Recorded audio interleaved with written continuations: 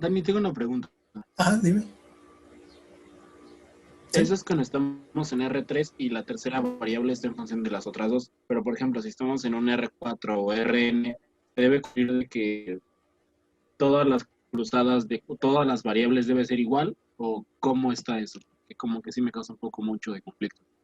Ok, pues tienes una función, bueno, más o menos entendía todo. Tú tienes una función que va de un subconjunto de Rn a R. Y sabes que que las parciales existen y bla, bla, ¿no? Son continuas. Sí, y además, lo que definían ayer es, pues definimos la segunda variable parcial respecto a x y xj en un vector x como derivas parcialmente respecto a la variable xj la derivada parcial xy, ¿no? Donde x y xj, pues quién sabe qué exactamente cuáles coordenadas son, pero pues son algunas de estas que están aquí, ¿no? Entre x1 y xn. Entonces el teorema que vieron ayer, si no mal recuerdo, es que si tú tienes si las segundas derivadas parciales mixtas existen para cada sin importar la variable y son continuas, entonces eh, no importa en qué orden tú derives esas parciales mixtas, cuando tienen los mismos índices van a ser iguales, algo así. La segunda derivada de f respecto de xy respecto de xj es lo mismo que la segunda derivada parcial de f respecto de xj respecto de xy. Es decir, tú vas a poder derivar en cualquier orden que tú quieras y pues esas derivadas van a ser iguales, ¿no? Siempre y cuando estés considerando los mismos índices. Entonces, más o menos tu duda era algo así como que, pues si en este es un R2, si estás en R3 o R4 o uno mayor, se sigue valiendo este teorema. Pues sí, ese teorema se sigue valiendo porque se hizo en un RN cualquiera. Esa era más o menos tu duda.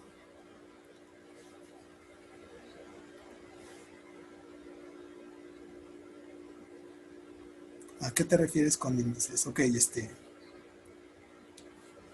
pues sí, ¿no? Por ejemplo, cuando estamos con funciones de R2 en R, pues trabajamos con las variables x y y, que las podemos reescribir como x1, x2, ¿no?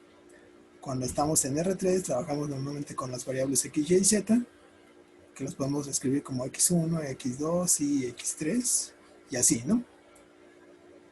Entonces, pues esta tarea te dice que no importa de qué, en el orden en que derives estas, en el que calcules estas derivadas parciales, si son continuas, entonces no importa si primero deriva respecto, no sé, a x, el índice en este caso y después derives respecto a xj, en este caso el índice sería, para j sería z, no sé.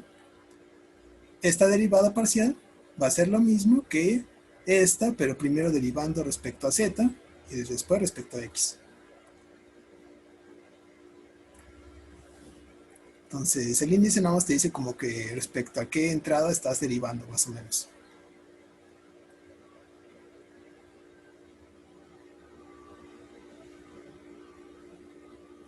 Sí, ya se resolvió un poquito todo, ¿no? Vale, creo que sí. ¿Alguien más tiene alguna otra duda con eso que vieron ayer?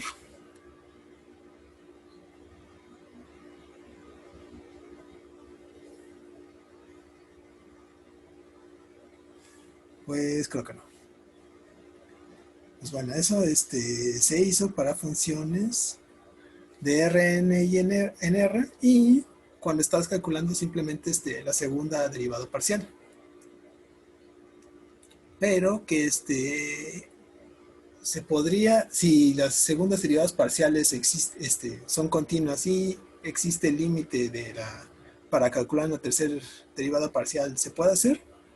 Es decir, podemos generalizar como que estos resultados y la respuesta es sí. Entonces, vamos a empezar primero con una definición que generaliza eso de las derivadas parciales mixtas. Entonces, esta es la definición. Está un poquito grande, así que vamos a irla viendo poco a poco. Tienes una función f que va de un subconjunto de Rn a R, un punto en el dominio de la función y un radio positivo tal que la bola alrededor de x0 con ese radio se queda contenida en el dominio de la función. Y además de eso te tomas un K de los naturales, cualquiera.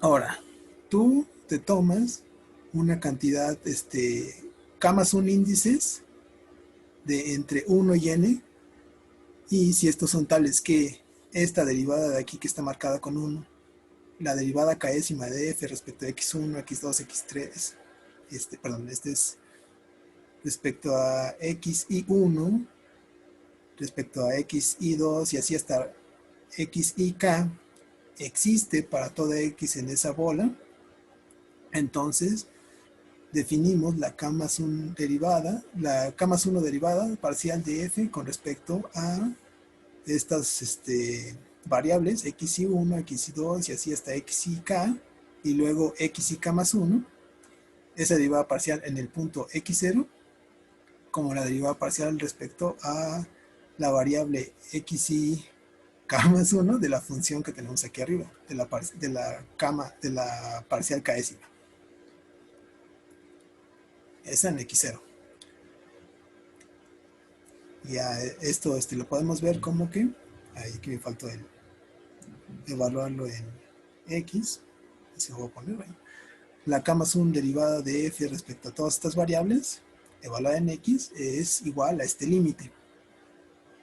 Aquí era x0.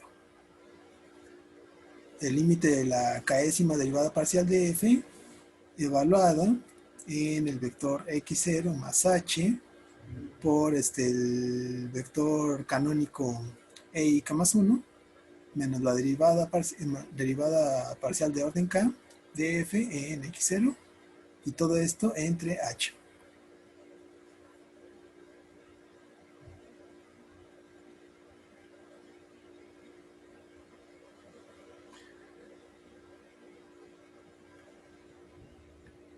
¿Sí? Esta es la generalización de la definición de ayer de las parciales mixtas. Entonces aquí comienzas tomándote k más 1 índices entre 1 hasta n. Estos índices se pueden repetir, pueden no repetirse, pero lo que sabes es que esta derivada marcada con 1, la derivada parcial de k, la derivada parcial de f de orden k, existe respecto a estos índices, primero desde respecto a la variable x y 1, luego la variable x y 2 y así hasta x y k. Entonces, pues, si este límite de acá que existe, que eso quiere decir que la derivada parcial de f de orden k más 1 también existe, y la defines de esta manera, como este límite.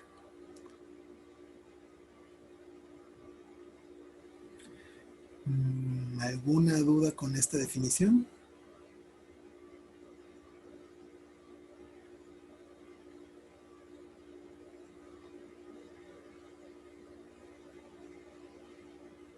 No. ¿No? Sí, todo bien. ¿Todo bien? Ok.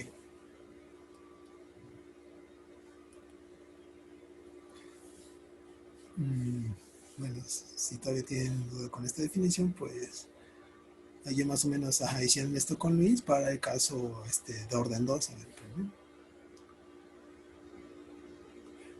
pregunta Eric, ¿por qué se usan esos índices I sub k y no índices de la forma I?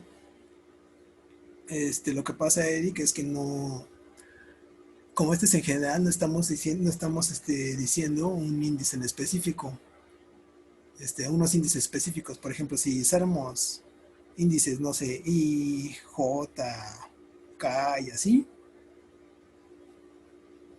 lo que estamos diciendo es que, damos a entender que estos índices con los que estás calculando la derivada no necesariamente son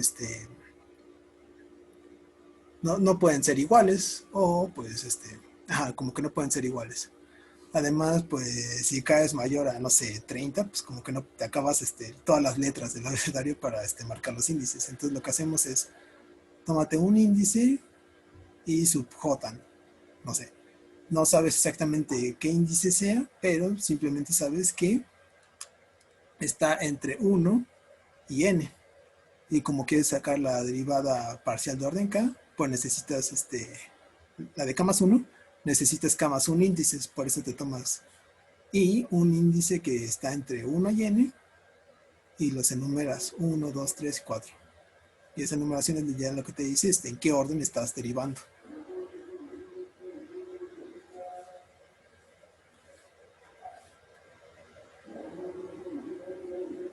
¿Vale?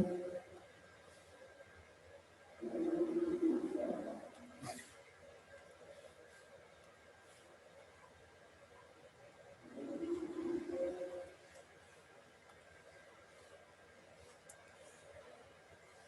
Entonces, por ejemplo, para el caso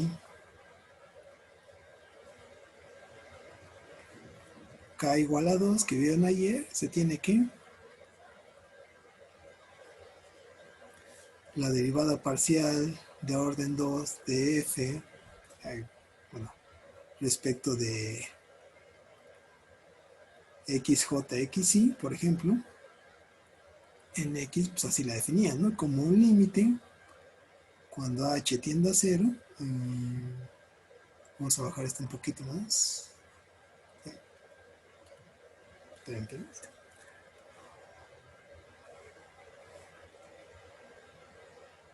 Como el límite de la parcial de f respecto a xy para x más h por el vector canónico e sub j menos la parcial de f respecto a xy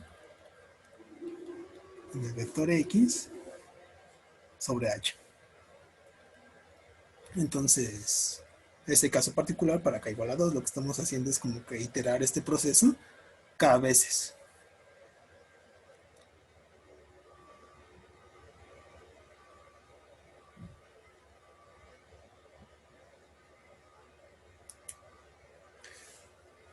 Pues bueno, vamos a decir un poquito más de esta definición. Vamos a ver un ejemplo.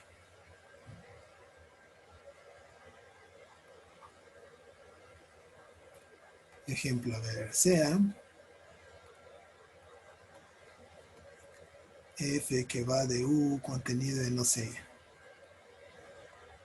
en R3 a R. Saben que olvídense del u. F que va de R3 en R dada por f de x, y y z igual a x cuarta z cuadrada menos y cuadrada z x cúbica.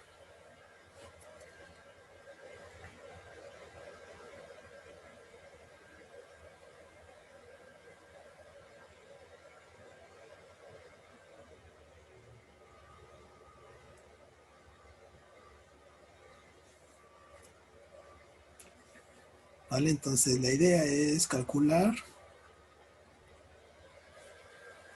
la derivada de orden 3 de f respecto de z, respecto de y, respecto de x en un vector x. ¿Sí? Entonces primero tenemos que hacer la derivada parcial respecto de x. Entonces derivada parcial de f respecto de x, esto es igual a, pues estas existen, ¿no? Entonces derivamos respecto de x, sería 4 x cúbica z cuadrada menos 3x cuadrada y cuadrada z, ¿no?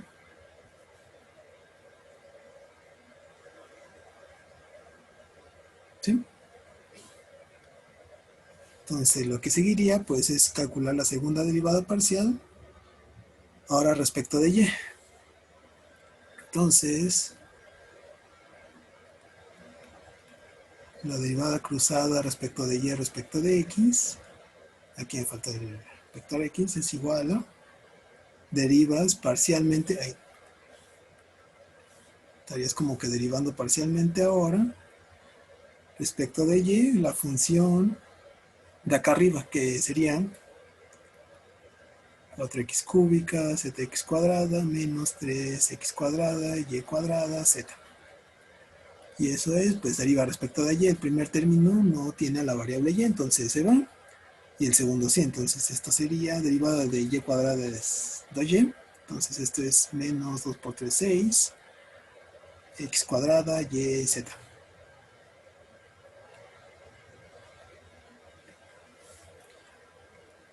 Y pues finalmente la derivada de orden 3 respecto a z, respecto de y, respecto de x, del vector x es igual a derivar respecto de z la función que obtuvimos acá arriba, que es menos 6x cuadrada, y z. Y eso es, pues, simplemente menos 6x cuadrada por y. Daniel, tengo una duda. Ajá. O sea, punto. Aquí, pues, o sea, obviamente, no sé cuál sea la palabra correcta, pero, o sea, conmuta el índice la componente que agarres respecto a la derivada parcial, ¿no? X, Y, Z son tres componentes, ¿no? ¿Sí? Ajá. Entonces, pues hicimos la derivada parcial tres veces y al final, pues, creo que hubiera dado igual si hubiera primero la de Z, Y, X, ¿no? Por ejemplo, ¿no? Ajá, lo que tú estás diciendo es tratar de generalizar eso de que las derivadas mixtas, cuando tienen los mismos índices, son iguales, Ajá, ¿no?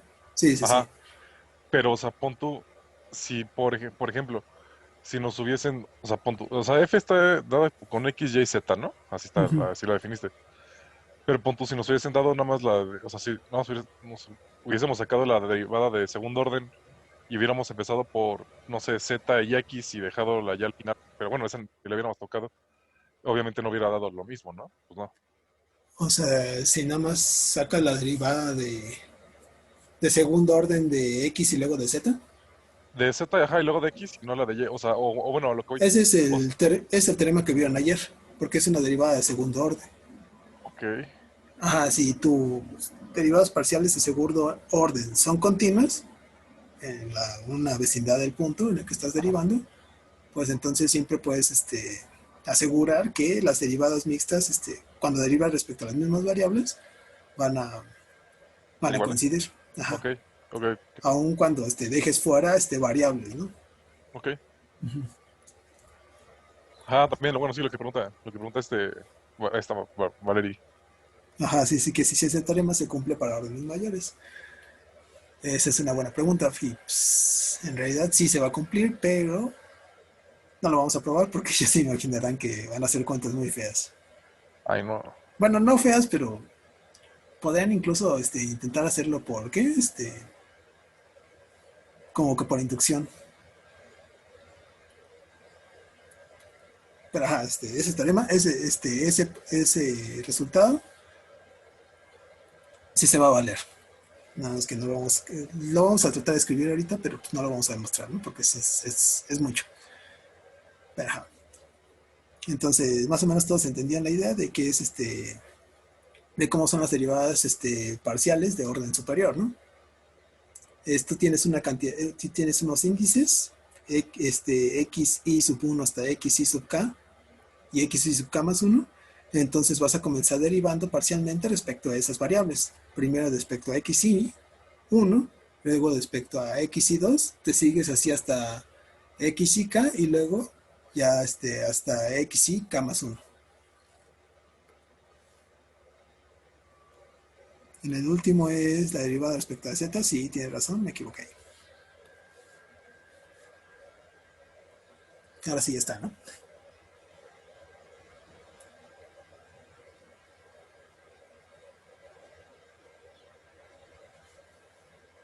Vale, ¿alguien tiene otra duda con esto? A ver, pero si definimos la primera derivada parcial como otra nueva función, se seguiría cumpliendo, ¿no? A ver.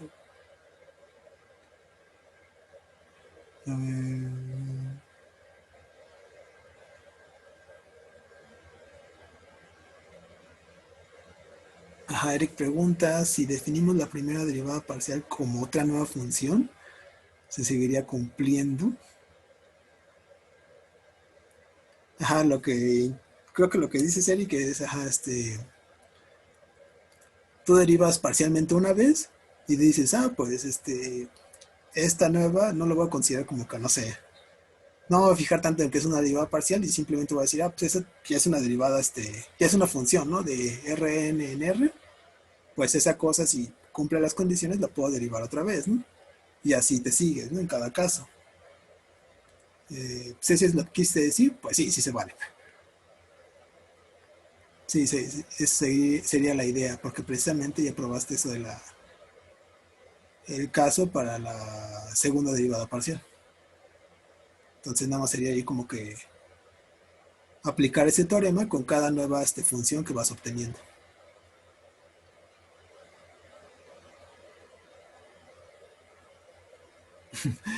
Para seguir encontrando derivadas cruzadas y no llorar en el intento.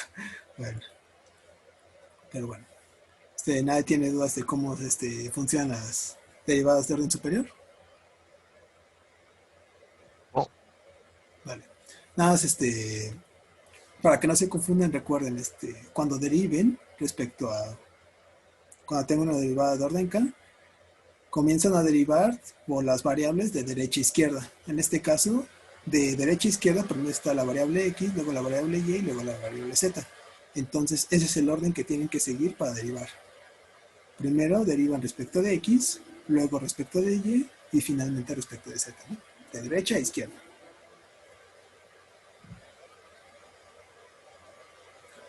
Es como componente. No, es como componer, ajá, sí, sí, sí. Sí, más o menos es la idea de componer funciones.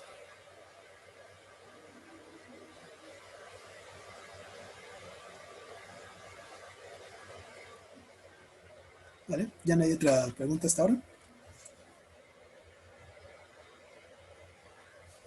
Entonces vamos a decir un poquito más de la notación que vamos a utilizar con estas funciones, estas derivadas de orden superior. Pues nosotros empezamos tomando la definición, tomamos índices i sub 1, i sub 2 y así hasta i sub k más 1. Si todos estos índices coinciden, i sub 1 es igual a i sub 2 y así hasta i sub k igual a i sub k más 1, esto lo vamos a poner como un índice de i.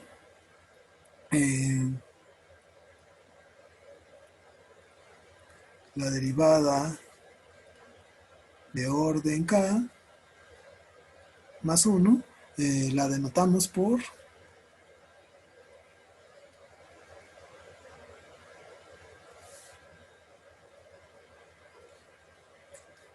la vamos a anotar de esta forma. La k más 1 derivada parcial de f respecto a d x sub i a la k más 1 del vector x. Y diremos que es la k más 1 derivada de parcial de f. Vamos a borrar esto. Está un poquito feo. Ahí está. Derivada parcial de f con respecto a la variable xy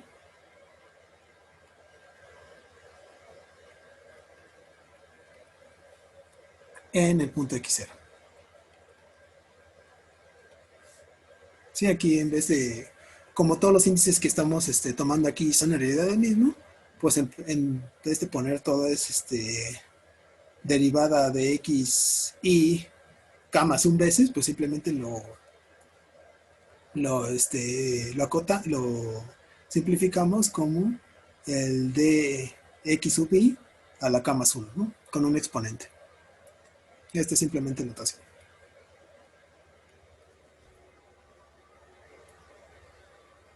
Y ahora un poquito más de notación.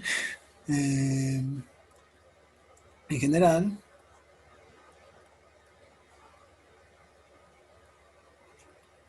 si la expresión, si en la expresión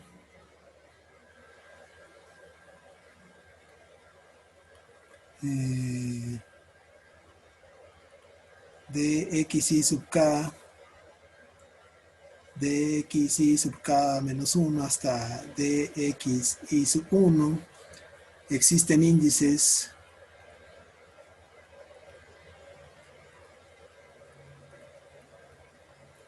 consecutivos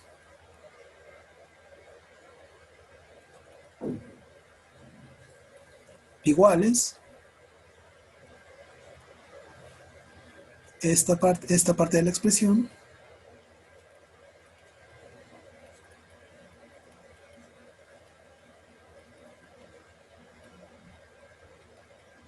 se sustituye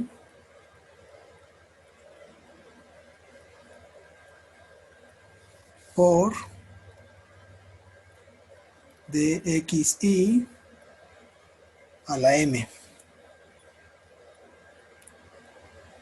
en donde la variable xi se repite consecutivamente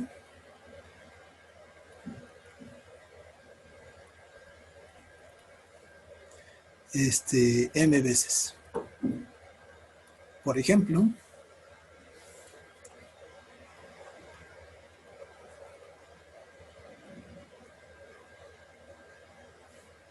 pues, ¿qué queremos decir con eso? Supongamos que tiene una derivada parcial de orden superior a una función, que sea algo así, derivada sexta de, no sé,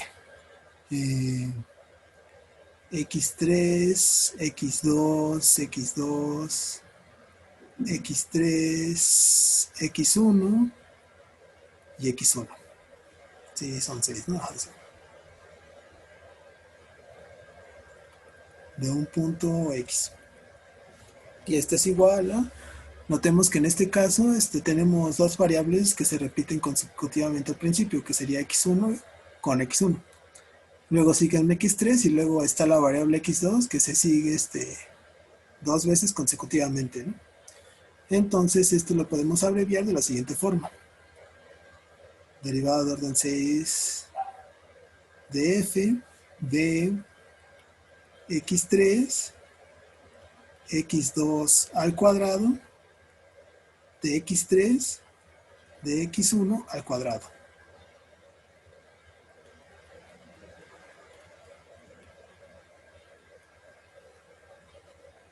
¿Vale?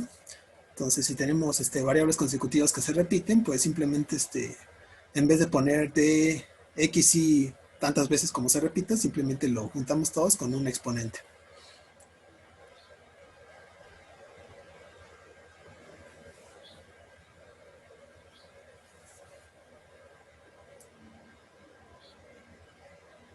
¿Sí? No hay dudas con eso de la notación.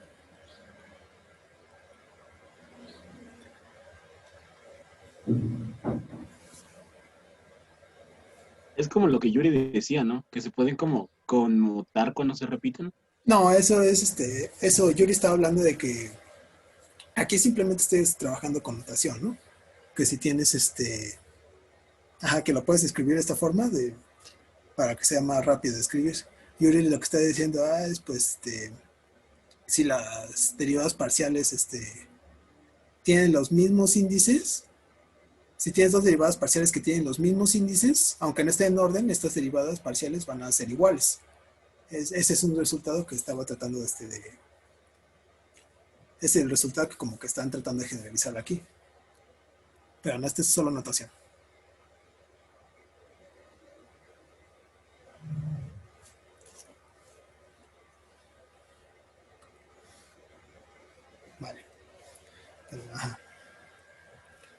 Les digo, estas son las notaciones, es una manera más fácil de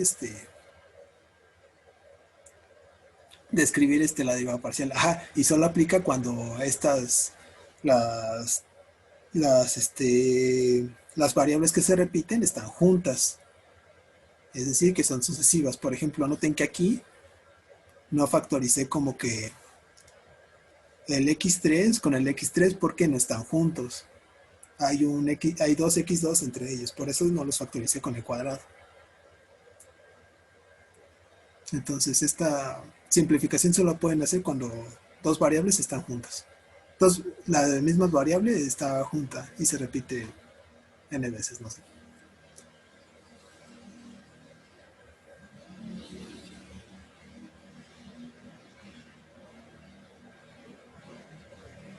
¿Vale? Entonces vamos a ver otra definición.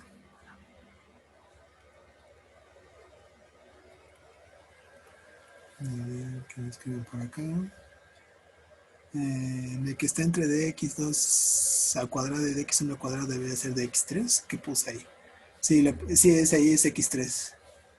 Perdón. Ups. Ahí está.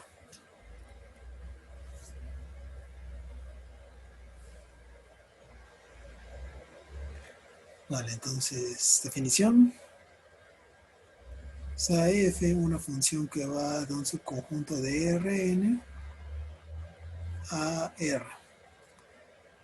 Y K, un número natural. Entonces, decimos que f es una función de clase seca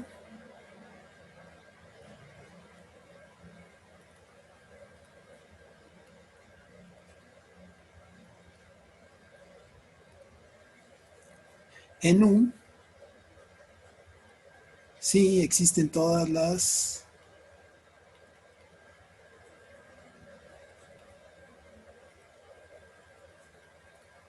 derivadas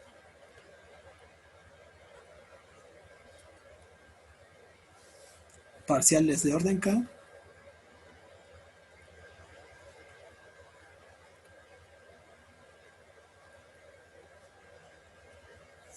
en F, de F en cada punto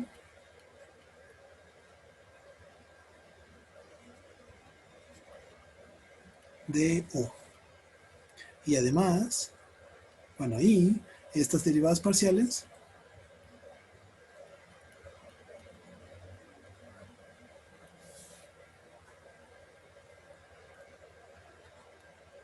son continuas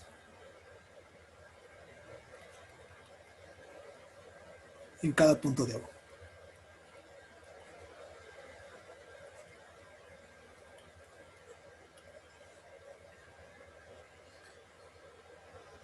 ¿Vale? Entonces diremos que una función es de clase seca si podemos encontrar todas las derivadas parciales de orden K, absolutamente todas existen y cada una de ellas es continuas en el dominio de la función.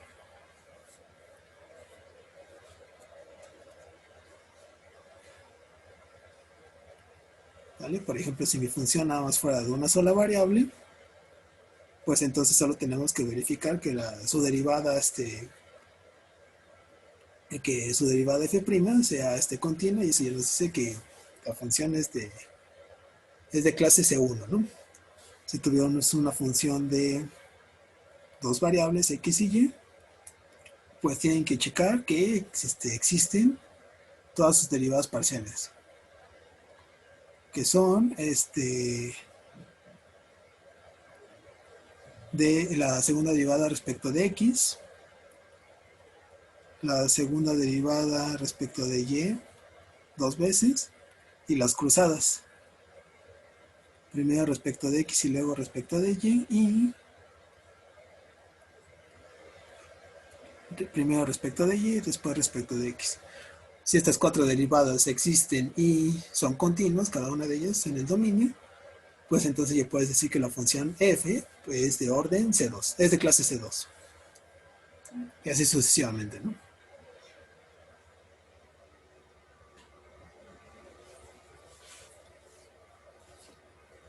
Obviamente, pues esto ya es fácil de verificar si estás trabajando, más o menos fácil de verificar si estás trabajando con simplemente funciones, no sé, de R2 en R. Pero entre más grande sea el RN en donde estés trabajando, pues necesitas verificar más funciones parciales. ¿Son cuántas? O sea, si fueran 3, ¿serían 9? Si fueran 3, serían 9. En general, Uy.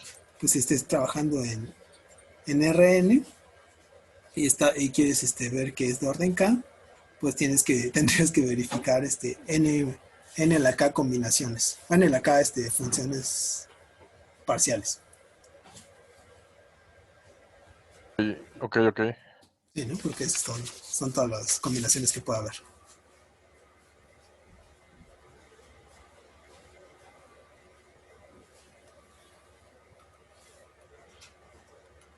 A ver, un ejemplo de esto. ¿Pero el orden o la clase? La clase, perdón. Ah, ok, ok. Sí, sí, la clase. A ver. Entonces, un ejemplo. Sea F que vaya de R2 a R, dada por F de X, Y igual a X coseno de XY más Y seno de XY.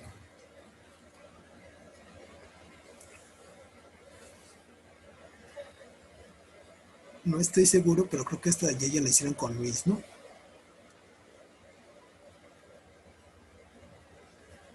¿O no? Si no, igual lo hacemos. Mm. No, sueño no. Sí, le hicimos ayer, creo. Espera, Ayer, deja veo. ayer o algún día.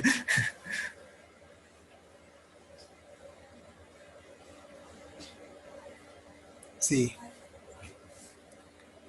Vale, ya verificaron que las derivadas de segundo orden de esta función, todas existen, ¿no?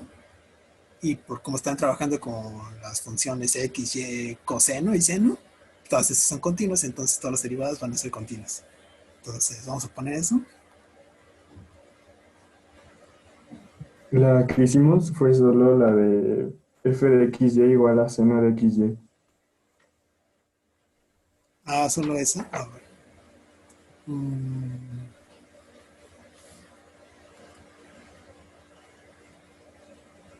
Bueno, entonces vamos a cambiar esta por seno de xy. Sí, para no hacer tantas cuentas.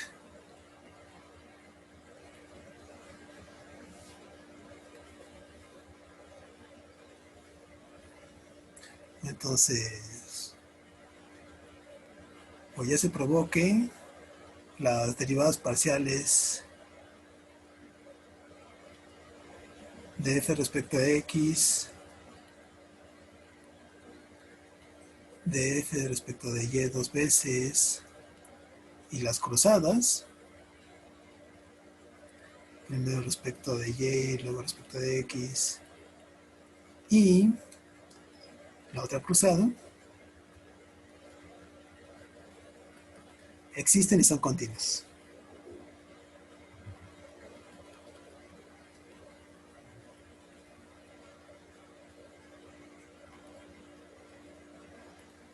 Por lo tanto, f es de orden C2 en su dominio 1.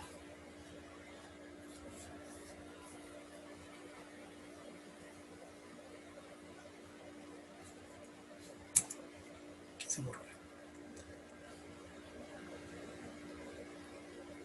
¿Vale?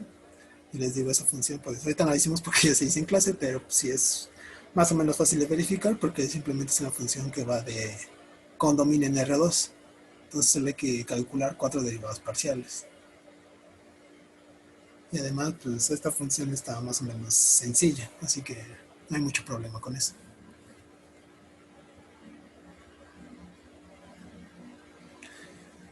Pues bueno, ya con esta definición podemos enunciar unas proposiciones que ni siquiera vamos a tener que demostrar porque simplemente se siguen de la definición casi casi. Proposición: si f es una función que va de Rn a R, es una función de clase C1 en U,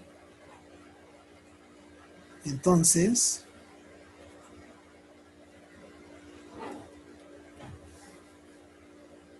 las parciales mixtas coinciden.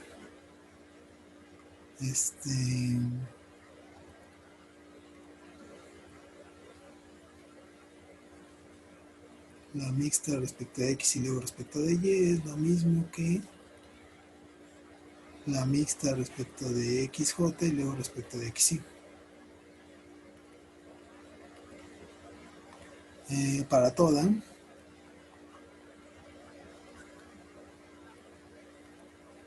X en U y para todas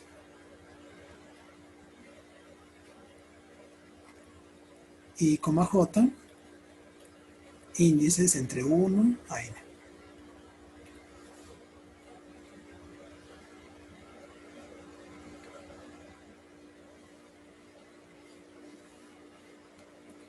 Esto queda un poquito feo. Ya, ¿por qué se vale esa proposición? Porque prácticamente es el teorema que hicieron ayer, ¿no?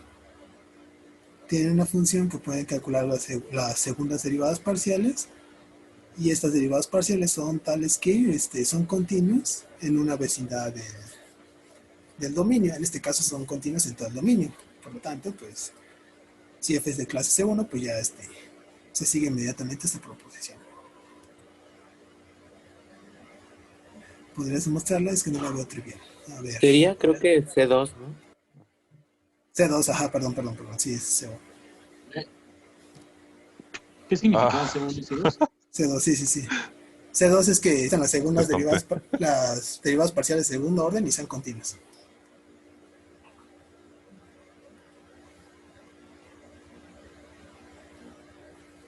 ¿Sí? Ahora sí ya está bien escrito.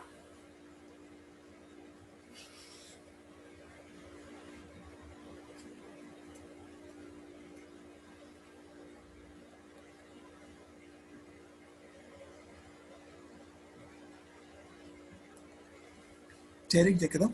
No, todavía no. Que se le cortó, que no escuchó. Ajá, sí, pero no sé qué parte no escuchó. Lo de C2 es que el infinito me está feo. Ah, ya. Sí, es de C2, ajá.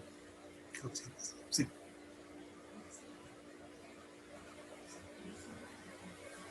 Pero hay con J e I distintas, ¿no? ¿O pueden ser iguales?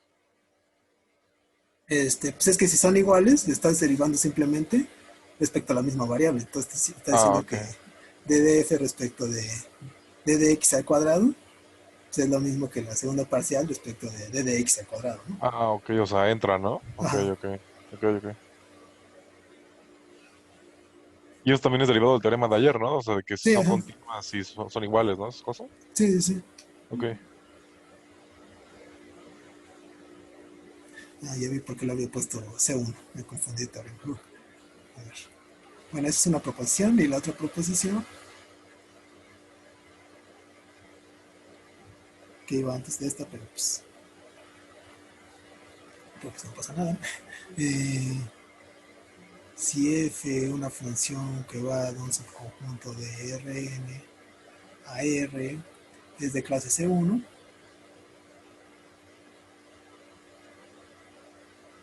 entonces en U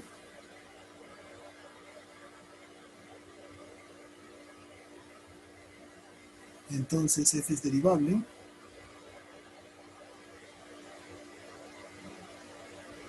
para todo x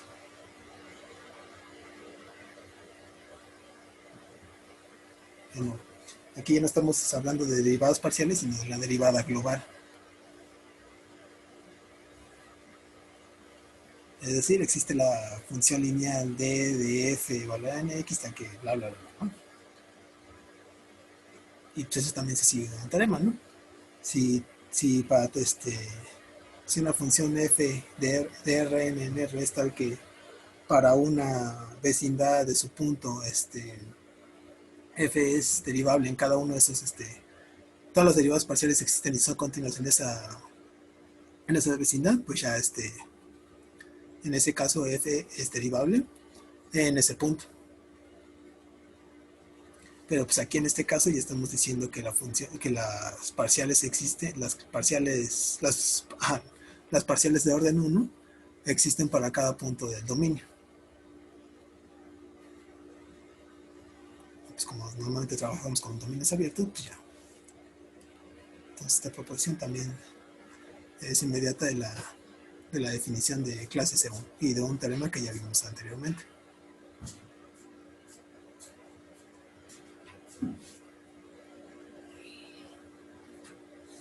¿Sí?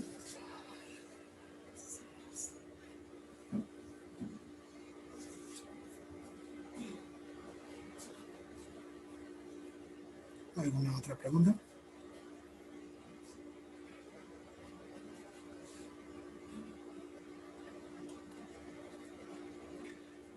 Pues bueno, entonces ahora sí vamos a como que hablar de ese resultado que están que han estado mencionando desde el principio. A ver,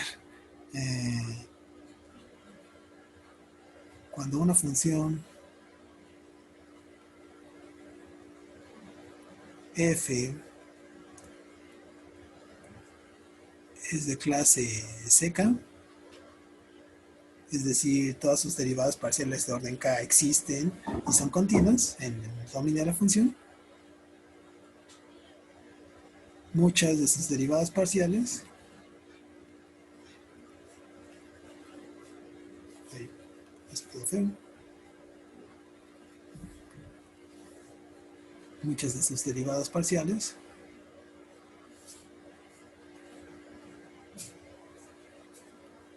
de orden k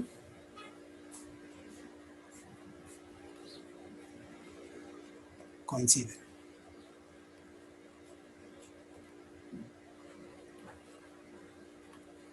Entonces vamos a poner ejemplos. Ejemplo 1.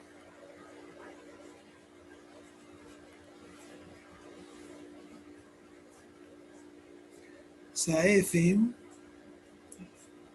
que vaya de R2 a R como f de xy igual a, no sé, x cúbica y menos y seno de x.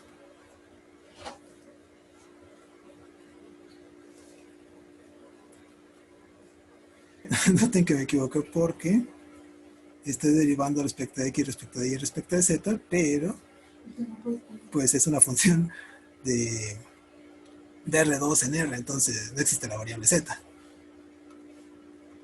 Entonces, perdón, eso. Más bien era respecto de x, respecto de y, respecto de z. A ver, a reescribir esto. Entonces, la derivada, primero vamos a derivar respecto de x, y luego respecto de y.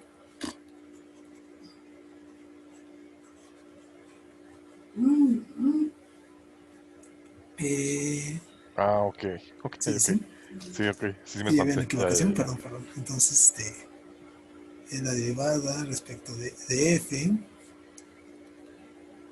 de x, y luego derivamos eso respecto de y, y luego respecto de x y y. Ahora sí. Ajá. Entonces la derivada parcial de f respecto de x ya la habíamos calculado. Era 3x cuadrada y menos y coseno de x. Luego derivamos esto respecto de y, que es lo que nos pide la derivada de orden 2. Y esto va a ser 3x cuadrado menos coseno de x. ¿Vale? Y finalmente derivamos esto respecto de x otra vez. Y esto va a ser igual a 6x cuadrado, 6x, perdón, más seno de x, porque tenemos menos por la derivada de coseno, que es menos seno, que es seno de x con signo positivo. Bueno, ahora sí ya. Entonces, esa es una derivada de orden parcial de orden 3. Y ahora vamos a hacer otra derivada parcial de orden 3, en donde participen los mismos índices, pero que estén en un orden distinto. Entonces, por ejemplo, calculemos la derivada parcial de orden 3 de, no sé,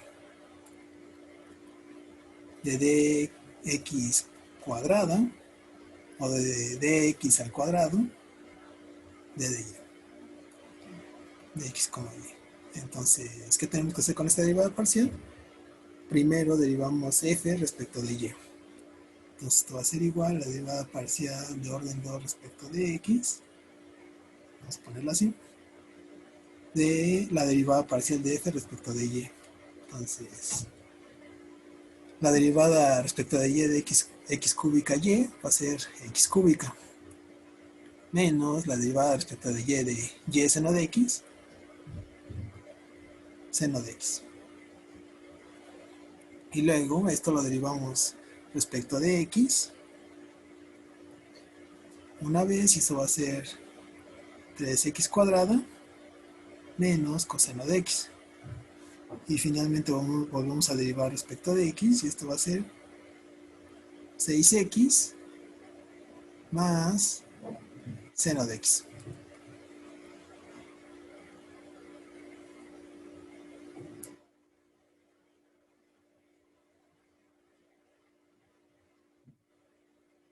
¿Sí? En este caso tenemos dos derivadas parciales de orden 3 que coinciden porque pues, son continuas. 6x más seno de x es continua, y porque estamos derivando respecto a las mismas variables, a pesar de que no lo estamos haciendo en el mismo orden.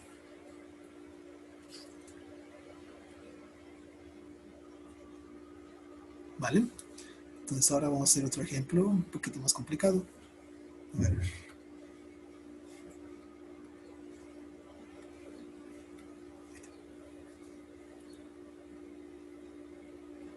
¿Sí, sí me siguen? Ahora sí. Sí. Vale, vale. Entonces, ejemplo. O sea, en el caso de que sean continuas, podemos amontonarlas como que las componentes son iguales, ¿no? Y ya. Las variables, ajá, Las variables, sí, las puedes sí. reorganizar como tú quieras, Ok, y pues van a resultar las mismas. ok, Pero ok. ojo, siempre y cuando todas las parciales sean continuas. Ah, todas, no la resultante. Ah, no, pues sí, ¿va? Sí, no, pues Sí, sí, ajá. vamos a la resultante, claro. Va. Sea F, ahora sí que vaya de R3 en R, como F de X, Y ahora sí Z, igual a 3YZ cuadrado más 2 X cúbica Y cuarta Z al cubo.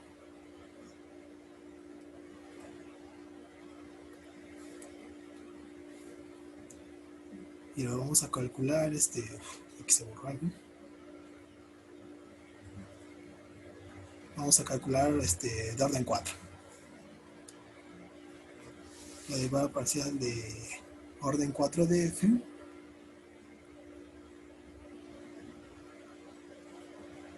respecto de X, respecto de Z al cuadrado, respecto de Y. A un punto X, Y. Y eso va a ser igual a la derivada de orden 3 respecto de Y, respecto de Z al cuadrado, de la derivada parcial de F respecto de X. Aquí me falta una Z. Entonces, primero tenemos que derivar F respecto de X, ¿no? F pues es 3Y por Z cuadrada. Eso no tiene X, entonces se va a eliminar con la derivada parcial. Y ahora sí, el segundo término sí tiene x, que es x cúbica, entonces ahí sí podemos derivar. Eso va a ser 6x cuadrada y cuarta z al cubo. Y ahora esto lo tenemos que derivar respecto de z. Entonces esto lo podemos ver de la siguiente forma. La derivada de orden 2 respecto de y respecto de z, de esta función que encontramos anteriormente, pero derivada parcialmente respecto de z. Entonces tenemos z al cubo, entonces la derivada sería 3 por 6, que sería 18, ajá. 18x cuadrada por y a la cuarta por z al cuadrado. Y a la otra vez tenemos que derivar respecto de z esa cosa que encontramos. Entonces eso es igual a derivada de z cuadrada es 2z por todo lo demás que tenemos sería 36x cuadrada y cuarta z. Y la derivada parcial de eso respecto de y va a ser igual a 4y al cubo por todo lo demás, que sería algo así como 144. 144 x cuadrada y al cubo z. Pues bueno, esa es una de las derivadas de orden 4 de f. Y vemos que son continuas. Vemos que esa es continua, ¿no? Y ahora vamos a calcular otra que no esté en el mismo orden que la anterior. No sé, que sea algo así como derivada de orden 4 de f. No sé, respecto de z, respecto de x, respecto de y, respecto de z.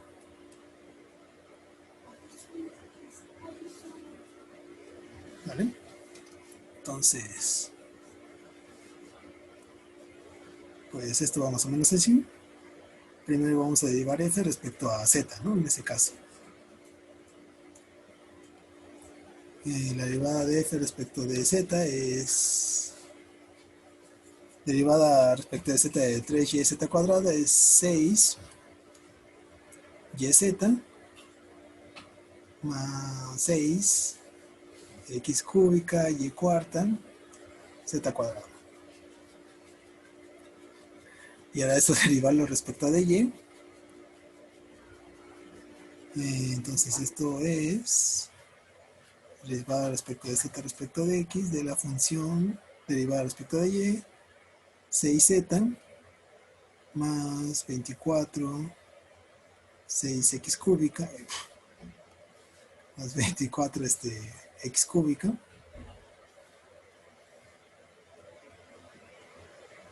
y al cubo z al cuadrado.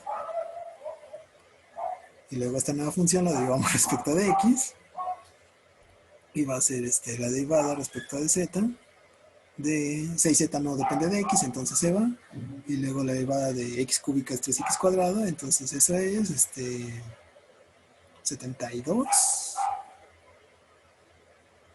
x cuadrada y al cubo z al cuadrado. Y finalmente derivamos esto respecto de z. Derivada de z cuadrada es 2z, entonces 2 por 72 es 144 x cuadrada y al cubo z. Y pues sí, son dos derivadas de orden 4 en donde participan las mismas variables, y a pesar de que están en órdenes distintos, pues llegamos a la misma función, ¿no?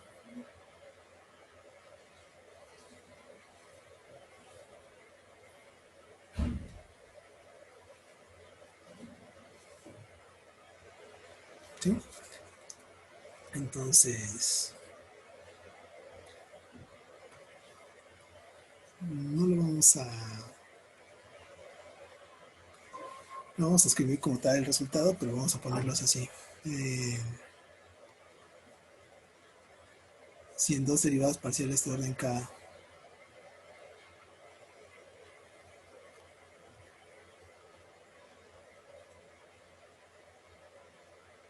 sin dos derivadas parciales de orden K de una función de clase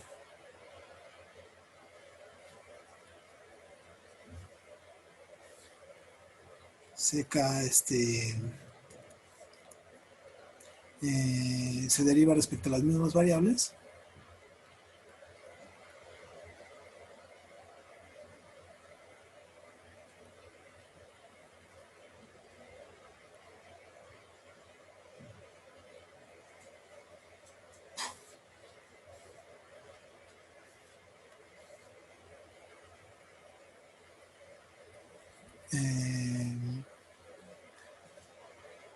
Respecto a las mismas variables y sin importar el orden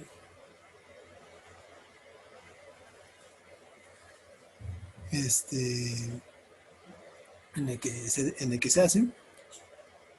Entonces estas derivadas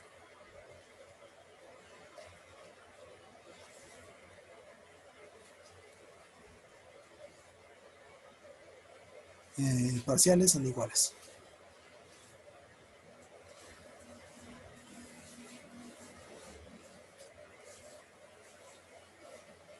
Sí, entonces, pues más o menos sería la generalización del resultado que vieron ayer con Luis, ¿no? Siempre que tu función sea de clase seca en su dominio, pues las derivadas de orden K, las derivadas de orden K siempre van a coincidir siempre y cuando compares derivadas con las mismas variables.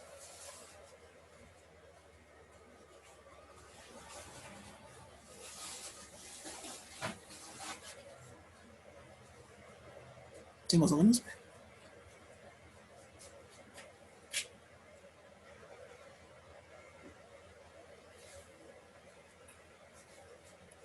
¿Alguna duda?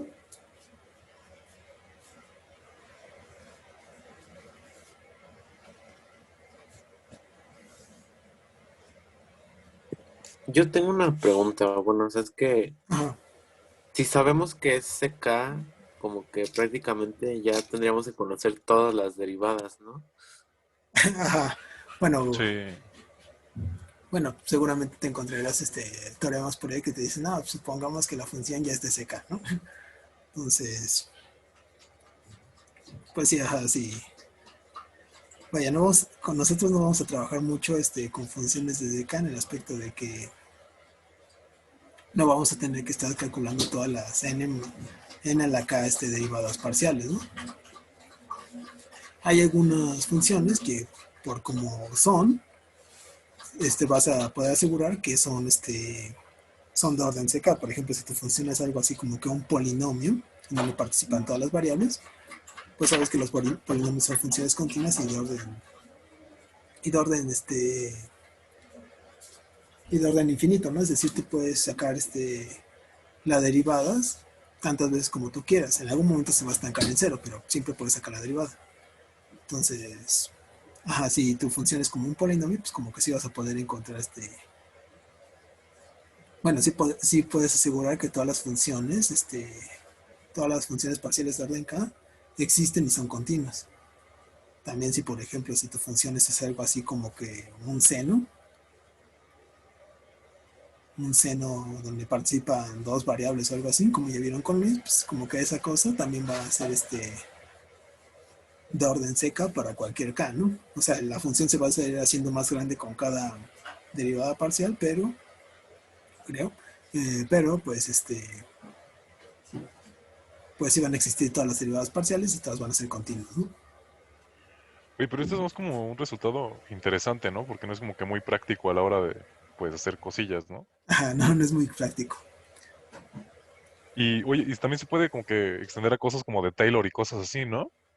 Ese es el siguiente tema, no sé si lo vayan a ver con eso conmigo, pero sí vamos a Vámonos. tratar de aproximar mediante polinomio, mediante Ok, funciones lineales, una función. ok, Y ok, ok. precisamente esta es como que la idea de definir, por eso que debemos definir las derivadas de orden superior, porque pues Ya ves en Taylor como que ibas derivar, para calcular el polinomio de Taylor de orden n, pues tenías que sacar la derivada de orden n de la función. Entonces, más o menos por ahí, más o menos algo así vamos a hacer. ¿Va a doler? No, no creo.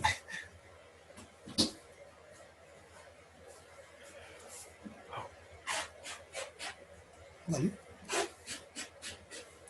Y entonces ya para terminar, bueno, con esto de las derivadas de orden superior, pues recuerden que si nosotros teníamos el tema que la proposición que ya pusimos hace rato, ¿no? Que si nuestra función es de orden C1, entonces la función f es derivable, es decir, siempre podemos encontrar la función derivada global de f. Podemos, si tenemos una función de, por ejemplo, orden C2, podríamos encontrar la, la función derivada global de f de orden 2. ¿Existirá esa cosa?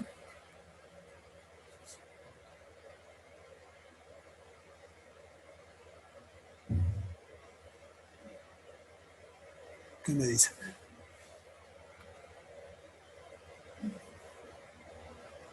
¿Cómo?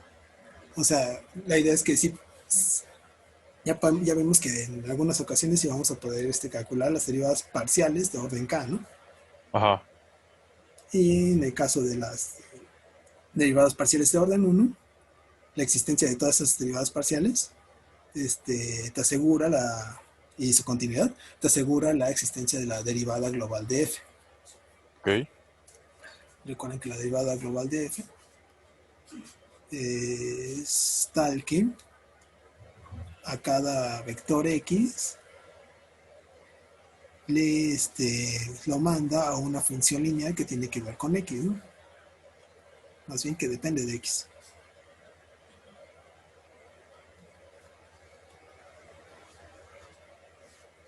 ¿Sí?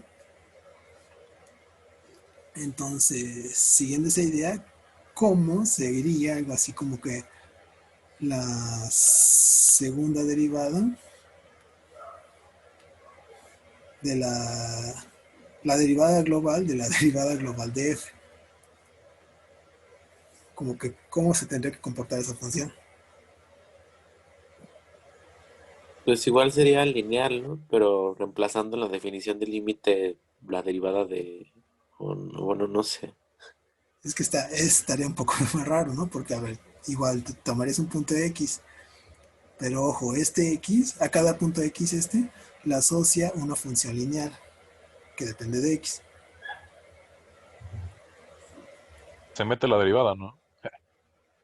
No, más o menos, algo así, más o menos lo que tendría que ser Es es que que, son como funciones, ¿no? No tenemos ajá, definido un límite de a este, funciones. a este vector x que tomas tú, como que le asocia no una función lineal, sino que un conjunto de funciones lineales de Rn en R, que tienen que ver con la derivada de este x. No sé si me entiendan.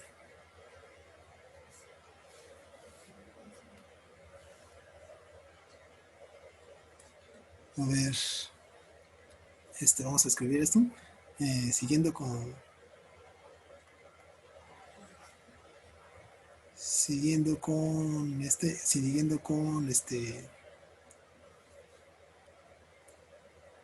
con la idea de las derivadas de orden superior.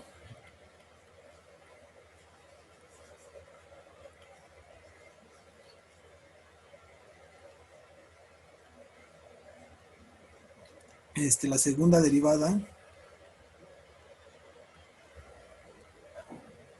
derivada global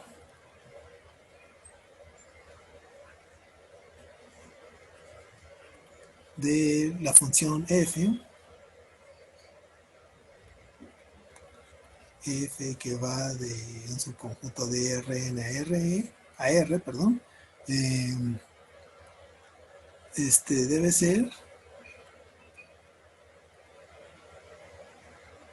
debe ser una función cuyo dominio es Rn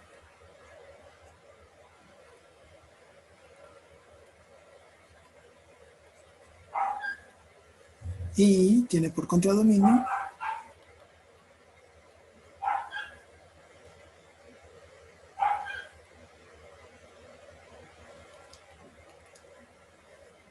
al conjunto de funciones lineales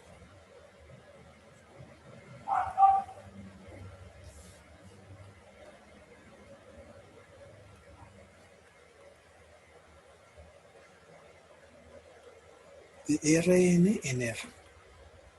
¿Y esto por qué? Precisamente por cómo se comporta la primera derivada global de f. La primera derivada global de f te toma un vector y lo manda a una función lineal de Rn en R que depende de ese vector. Entonces, por eso en ese caso la segunda derivada global como que lo que tendría que hacer es tomar este vector, tomar vectores en Rn y relacionarlos con con todo un conjunto de funciones lineales de Rn en R.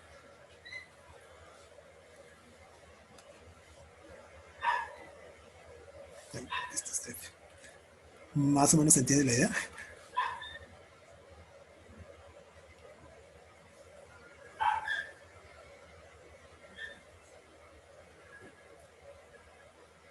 Más o menos, más o menos. ¿Vamos a hacer un ejemplo? No, no lo vamos a hacer porque precisamente como que primero, no estamos seguros cómo se puede definir esa segunda derivada global y segundo, pues la verdad no lo vamos a necesitar. Lo que sí le vamos a dar uso es las derivadas parciales de orden superior, pero no necesitamos este tipo de funciones globales, derivadas globales de orden superior. Entonces, ¿puedo volver a explicarlo? Sí, la derivada global de f, pues lo que hace es te tomas un punto, un vector x en el dominio y lo que hace la derivada global es que ese vector x lo relaciona con una función lineal de Rn en R que depende de ese vector x. Sí, cambiando el triciclo de los helados. Y pues en ese caso la derivada global de segundo orden pues es ahora en vez de simplemente ahora tomas un vector cualquiera de Rn, pero en esta ocasión vas a relacionarlo con un montón de funciones lineales de Rn en R, que son las que te define la primera derivada global.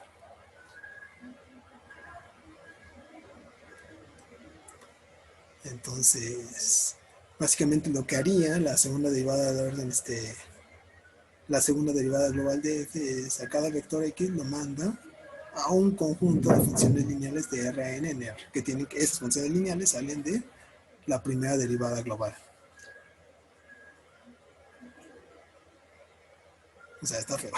Entonces, nada más es nada más para que tengan en cuenta este concepto, que cómo sería esa segunda derivada, pero en este curso no lo vamos a necesitar. Solo le vamos a dar uso a las derivadas parciales de orden superior.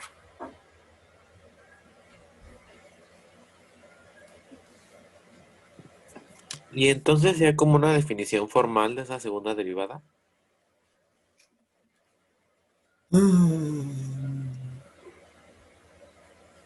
Más o menos lo que tendrías que hacer sería algo así como que... A ver, vamos a ver si sale más o menos entonces. Sí, yo no le estoy entendiendo nada a esto. Sí, sé que está un poquito difícil. Entonces la segunda derivada global de f sería algo así como funciones lineales, ponerle L, funciones lineales Rn en R, tales que L sea igual a algo así como que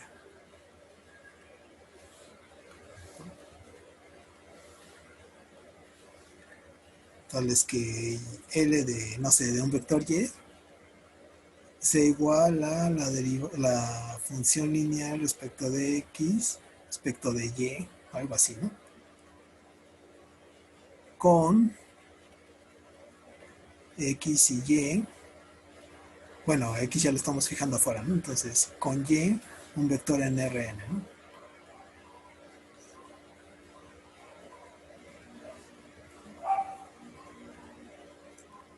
Algo así, más o menos, como que fijas primero tu X, entonces lo que hace es que la segunda derivada te manda todas las funciones lineales que te la relaciona con ese vector X. Algo así por el estilo, ¿no? Aunque no estoy seguro que sea esa la definición formal.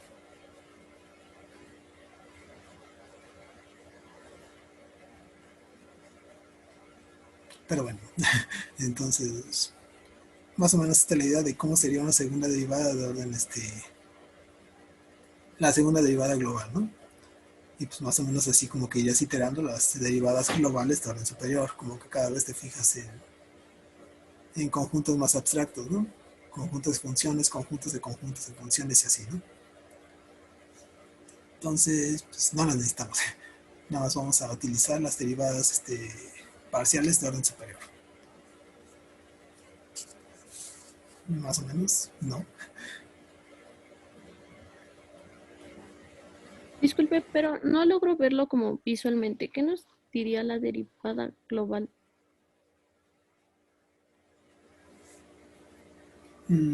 Es que no hay una forma fácil de ver. Simplemente quédate con esa idea de que una segunda derivada global a un vector te lo manda a un ¿cómo se llama? A un conjunto de funciones lineales. No a una sola, sino a todo un conjunto de funciones lineales de Rn en R. Ok, sí. Sí, nada más con eso, con eso basta, creo.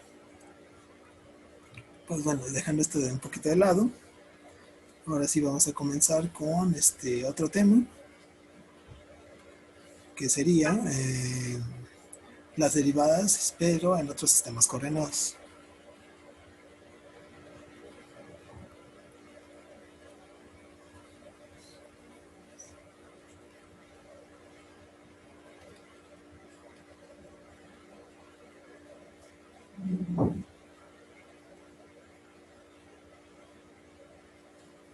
Entonces, pues, ¿qué vamos a hacer con esas, ¿de qué es este tema? Bueno, si recuerdan, nosotros al principio del curso no solo definimos las coordenadas cartesianas, sino en el caso de R2 definimos las coordenadas polares y en R3 definimos las coordenadas cilíndricas y las coordenadas esféricas.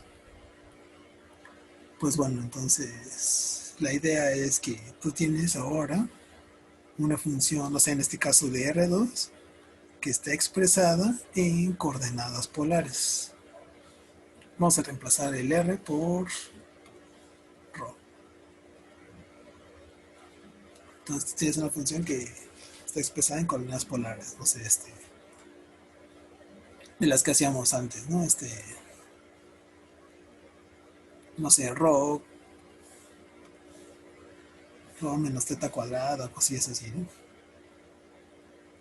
Entonces ahora lo que nos gustaría ver es definir las derivadas parciales y si es posible la derivada global de la función f expresada en coordenadas polares y de alguna forma como que relacionar eso con lo que ya sabemos de la derivada pero en el sistema cartesiano que ya conocemos, ¿no? Entonces eso es lo que queremos hacer.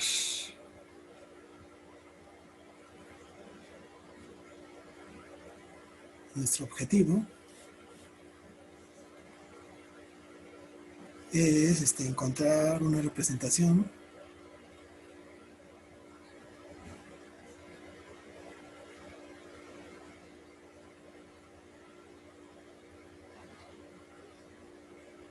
de la derivada de una función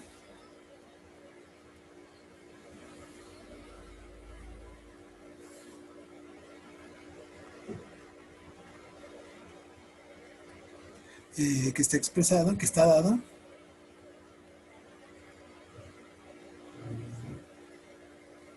en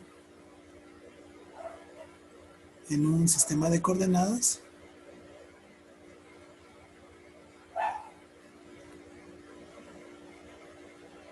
distinto al cartesiano.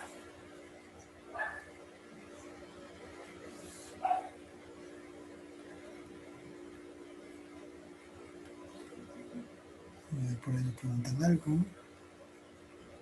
Y si mejor vemos una película, no, Yurina. Al menos ahorita no. Entonces vamos a comenzar con coordenadas polares.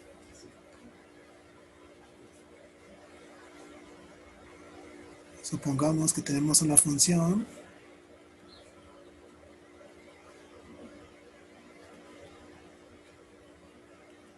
f con dominio U contenido en Rn a R expresada en las coordenadas polares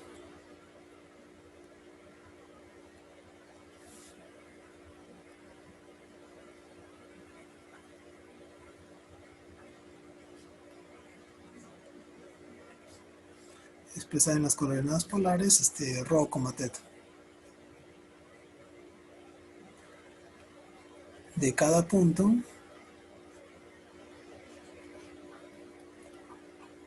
X del dominio U.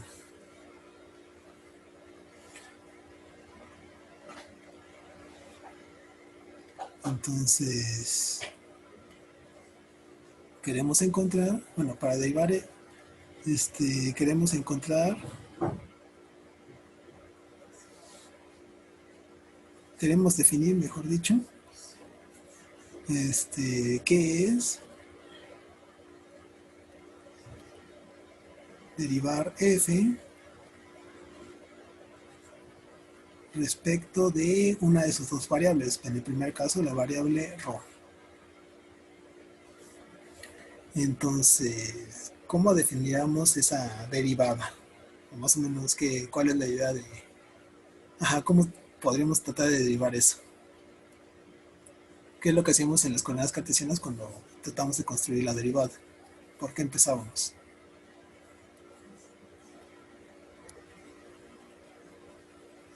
Pues podríamos escoger si es rho o teta y pues como que ponemos el límite, ¿no? Queremos definir... Variando teta o rho. Queremos definir qué Necesitaríamos dos ángulos, ¿no? ¿Esos ángulos? Bueno, los ángulos serían en el caso de la variable teta, porque teta representa el ángulo. Entonces, bueno, en este caso queremos definir qué es derivar respecto de rho. Queremos definir, es decir,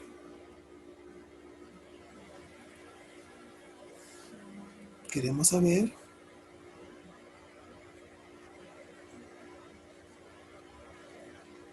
quién es. Pues por ahí ahora me dice que calcular el límite. Lo que hacíamos era calcular un límite cuando h tiende a 0, ¿de qué función?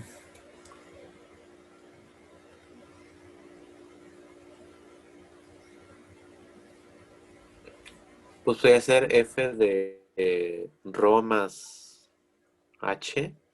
Rho más h, no sé, teta. O bueno, tendríamos que escoger un punto, ¿no? Pero no sé. Bueno, vamos a hacer esto como que este límite. O sea, no sé, reu. Ajá. Entonces, pero sí, la idea está bien. Vamos a comenzar con en general. Como que nos gustaría calcular un límite análogo al que ya habíamos calculado para las funciones parciales en coordenadas cartesianas. Entonces, nos gustaría ver algo así, expresar este límite f de rho más h, teta menos f de rho, h entre h. Si recuerdan, primero empezamos con las derivadas direccionales, que eran un límite así, y luego nos tomamos los vectores canónicos para saber quiénes eran como que las derivadas parciales. Entonces, eso es lo que más o menos lo que vamos a hacer. Vamos a tomar este límite, nos vamos como queremos calcular la derivada en un punto específico, pues vamos a tomar este punto específico, lo vamos a expresar en sus coordenadas de polares a cartesianas, y a partir de eso vamos a utilizar todo lo que sabemos de la derivada normal y de cómo se comportan las las operaciones polares y cartesianas para ver quién es este límite, ¿no?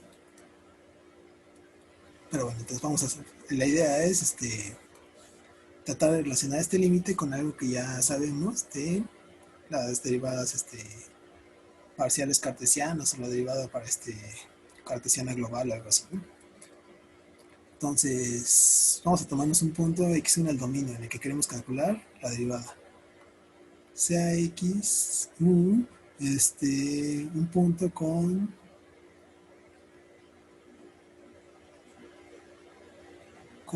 coordenadas polares rho, teta. No sé.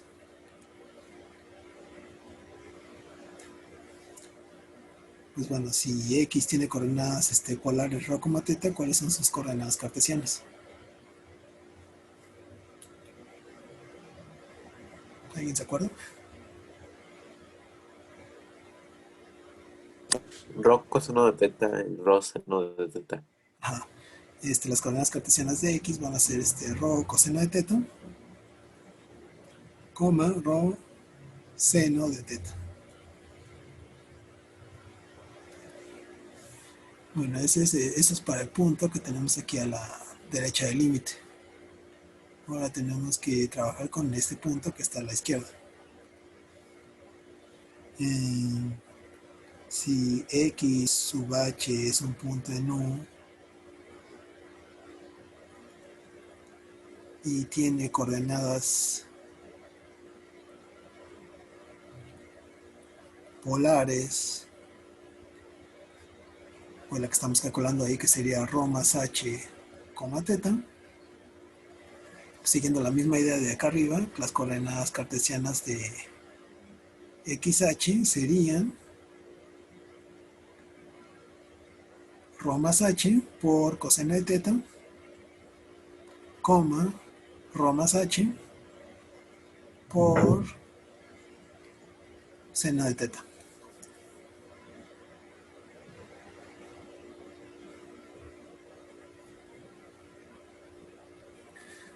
Vale, entonces ya podemos decir un poquito más. Podemos expresar a xh a partir de x y otras cosas. Entonces, si abrimos podemos expresar este vector como una suma de vectores de la siguiente manera. xh va a ser igual a rho coseno de teta, rho seno de teta, más h coseno de teta, h seno de teta. Y esto lo podemos ver como, pues rho coseno de teta, rho seno de teta era el punto, el vector x. Y este otro lo podemos ver como h por el vector coseno de teta, seno de teta. Ahí.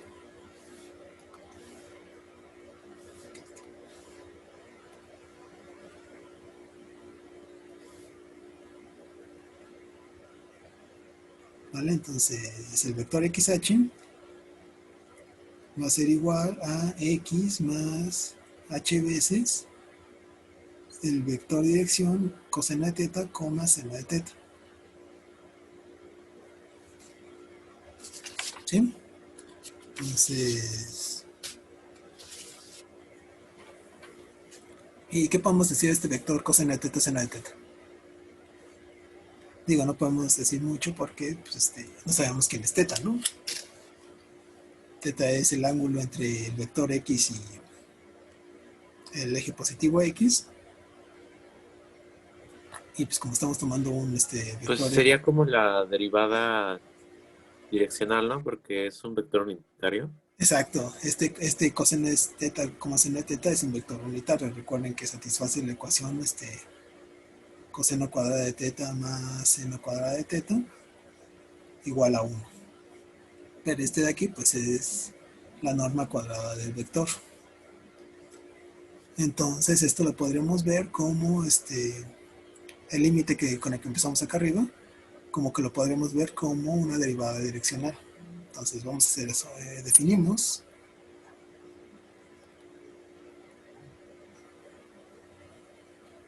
Vamos a ponerle el vector sub rho, vamos a ponerle E sub rho de X igual al vector coseno de teta, coma seno de teta. Ahorita vamos a ver geométricamente quién es ese vector. Pero bueno, entonces definimos este vector. Entonces,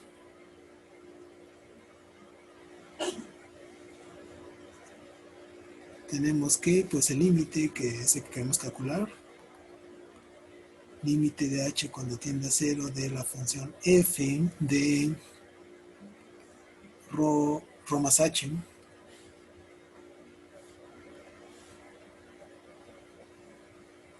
coma teta menos f de rho, teta entre h,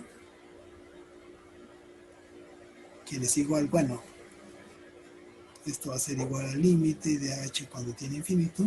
Ya vimos que rho más h, teta son las coordenadas polares del vector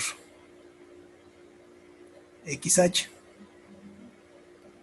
Y rho, teta son las coordenadas polares del vector x.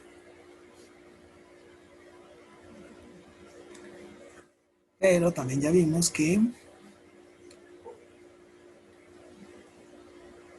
el vector xh lo podemos ver como el vector x más h veces el vector sub rho de x, que es un vector unitario, menos f de x entre h. ¿Y quién es este límite ahí? ¿Cómo podemos definir este límite?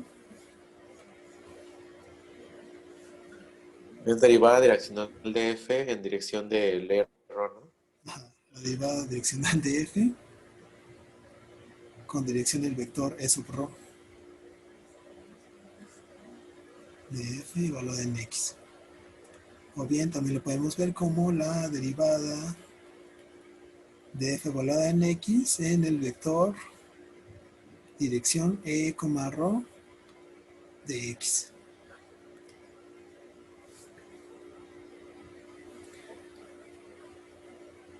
Y pues eso ya está bonito, ¿no? Porque este límite con el que empezamos, que es con el que queremos definir la derivada parcial de f, pues ya te la relaciona con la derivada global de f, que es la derivada global de f en x, evaluado en el vector dirección e sub rho.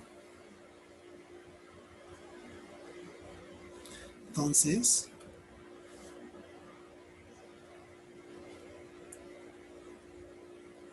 pues nos quedamos con esto. La derivada global de f en x evaluada en el vector dirección R, pues es este límite de acá.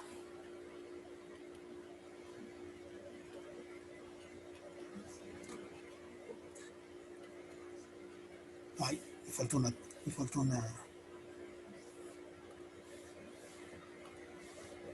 teta. Ahí está.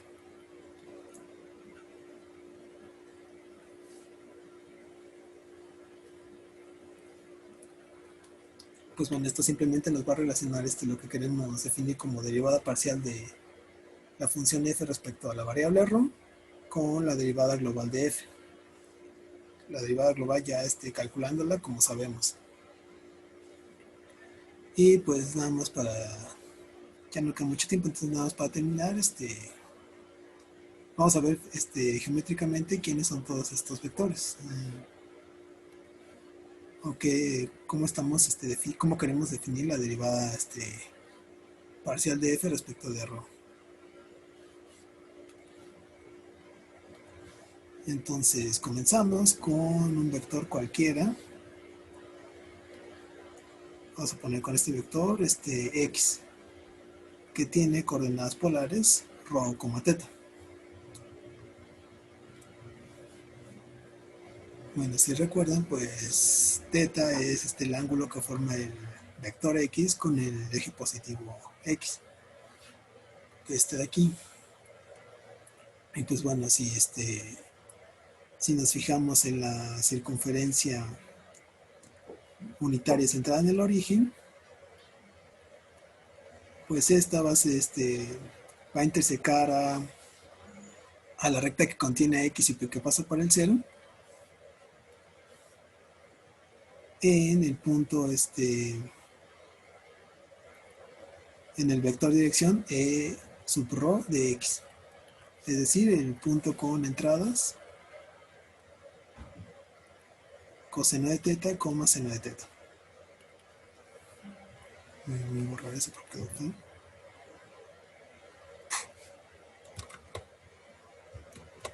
Ahí está.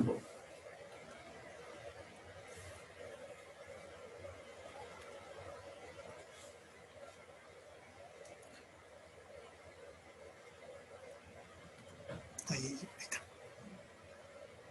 Vale, entonces empezamos con el vector X y el vector dirección E sub rho, pues es el vector unitario que tiene la misma dirección que el vector X, pero que tiene norma 1. Entonces ponemos que ahí está el círculo unitario y que sí pasa por ahí el vector E sub rho. Y luego, ¿quién es XH? El XH es toma X y súmale H veces el vector dirección. Supongamos que ese XH esté por acá para una H pequeña. Entonces este es XH, que es igual a el vector X más un múltiplo del vector dirección. Entonces geométricamente lo que nos dice lo que queremos hacer, cómo queremos definir la derivada parcial de f respecto de ρ es que nos estamos acercando al vector X respecto a la recta por el origen que contiene el propio X, usando el vector dirección E sub rho. Que es algo más o menos lo que hacíamos con coordenadas cartesianas normales, ¿no? Que nos fijamos en un vector y como que nos íbamos acercando a él mediante un vector dirección. Entonces aquí estamos haciendo lo mismo, pero lo estamos haciendo sobre esta recta, la que tiene la dirección E sub rho. Más o menos entendido eso. O sea, ahorita el vector E sub rho y el X son colineales. Sí, Ok. sí, son colineales. Ajá. Entonces nos estamos acercando sobre esa misma recta. Donde Pero o sea, están... nos estamos acercando a X escalando a E, ¿no? ¿Cómo? Ajá, o sea, es que, o sea, el vector, bueno, E sub rho y X son colineales, ¿no? Sí, Entonces queremos acercarnos a X mediante E. ajá. Entonces sería escalando a E o cómo? Ah, sí, ajá, escalando Ok, a E. Sí. ok. Sí, es que no había escuchado eso de escalar. Ajá. Sí, esa es la idea. Ajá. Nos estamos acercando al vector X mediante escalando al vector E sub rho. Ok. ¿Vale? Entonces, pues más o menos eso es lo que estamos haciendo, lo que queremos hacer para definir la derivada parcial de f respecto de rho. Yo creo que por hoy terminamos. Ya en la siguiente clase continuamos con esto de definir la derivada parcial ahora respecto de teta. ¿Sí? Entonces, ¿alguien tiene alguna duda de lo que vimos? ¿De alguna otra cosa? Yo, Ajá. oye, es que bueno, o sea, lo digo, o sea, obviamente con mucho respeto a la clase y a ti, y bueno, y también para ver o sea, y a Paredes, o sea, también para ver su opinión, porque ya ves que quieren hacer un paro, y la verdad, yo estoy a bordo. Yo estoy a bordo del paro. Pero claro, el hacerlo virtual va a ser difícil, pero pues dijeron que los que estamos como que apoyando, nada más comentemos esto en nuestras clases. Porque, o sea, imagínate, solamente vamos a tener que, o sea, porque, bueno, yo no sé los demás, pero yo sí me empiezo a seguir cálculo 4 contigo y con Paredes. Ajá. Y entonces, o sea, solo tendrían que como 2 semanas para preparar el curso. Y, o sea, y aparte solo sería un fin de semana, 2 semanas, 2 días para preparar el curso. Este, o sea, el curso de cálculo 4, ¿no? Sí. Y Oxford. Y y o sea, y aparte de que pues, no, vamos a llegar bien cansados al siguiente semestre, y ustedes también, y pues no, eso no está chido. Entonces, pues nada más igual para decirse a mis compañeros, digo, en caso de que en esta clase no, pues nada más correr la voz, ¿no? Pero Digo, porque entonces, o ya... sea, ajá, ese paro, pues, por cómo lo está diciendo ese paro, ¿es todo el siguiente semestre o cómo? No, no entiendo. No, dice que mínimo esta semana o la siguiente quieren tomar como que las clases Ah, para pues forzar a dirección a que nos den mínimo una semana de vacaciones entre semestres. pues, bueno, no sé, lo que me quedé es que según el consejo técnico, o bueno, Ajá. había dicho que, ajá, como que sí, más bien le había mandado una carta de consejo técnico de que había al Ujú, menos 2 semanas de diferencia entre ujú. este semestre y el siguiente, ¿no? Sí, pero es que ayer o antier ya respondieron a esa carta justamente y Ajá, dijeron que en él, que nos la, pues ya sabes, ¿no? sí, sí, Entonces, entonces, sí, sí, así como termina este, empieza el otro. luego, o sea, un fin de Ah, semana, y o sea, ya, te ya, digo, ya. y deja eso, el problema van a ser también las inscripciones, porque pues, no Sí, sí, manches, ¿cómo sí. nos vamos a escribir? Entonces, pues igual, o sea, pues si estoy para estar a bordo, pues a todo dar, ¿no? Pero si no, pues también se vale. Sí, sí, es que está interesante, ¿no? Porque, pues, sí, por un lado, luego que termina uno, empieza el otro semestre, pues como que está un poco feo. Sí, no, inmediatamente, o sea, te digo, nada Ajá. más un fin de semana de separación. Pero si hacen un paro de al menos una semana, como que igual se tendría que recorrer el semestre y todo, y El siguiente, pues sí, es lo que están ujú, sí, diciendo. sí, Pero pues sería mejor eso a que empezar los semestres así, pegaditos. O bueno, pues, yo creo. ajá, bueno, pues, ajá, mejor al final, este, bueno, sí, sí, sí, está bien tu opinión, entonces sí, pues, ajá, les voy a comentarles para ver qué postura tomamos. Bueno, por ahí ya alguien dijo que no, que como que no conviene mucho, ajá, también. Pues sí, no, respecto a eso, pues no sé, pues ahora sí que los demás piénsenle, pues a si son pro paro o no, pues ya sería como que organizarse, ¿no? Para ver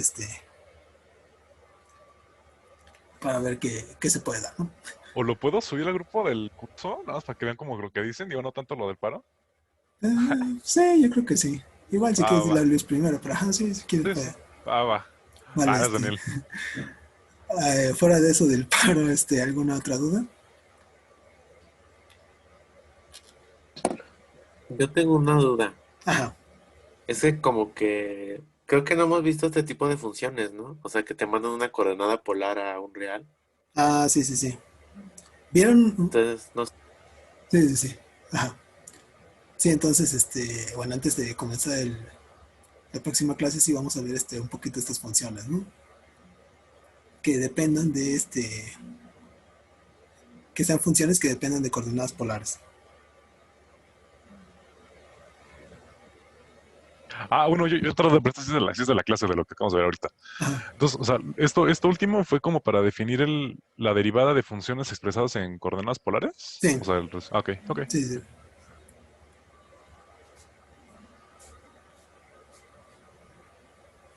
¿Alguna otra duda? ¿No? Ah, nada más. Yo Ajá. tengo una duda si tiene alguna notación, la derivada así. Pues en realidad la vamos a definir casi igual a la... Vamos a comenzar con las derivadas parciales. Y pues lo que vamos a hacer es definirlas casi igual a lo que hacíamos. Derivada de f, pero en vez de, no sé, las variables canónicas x y, vamos a utilizar, pues, en este caso, la derivada, la variable ρ, para la derivada parcial respecto de ρ y también respecto de, ¿cómo se llama? Respecto de teta. En sí esto como que nada más lo vamos a hacer para las funciones expresadas en coordenadas polares y este desarrollo es muy similar a lo que se puede hacer para funciones pero de R3 en R expresadas en coordenadas cilíndricas y en coordenadas esféricas. Pues, entonces, sí, la notación es esa.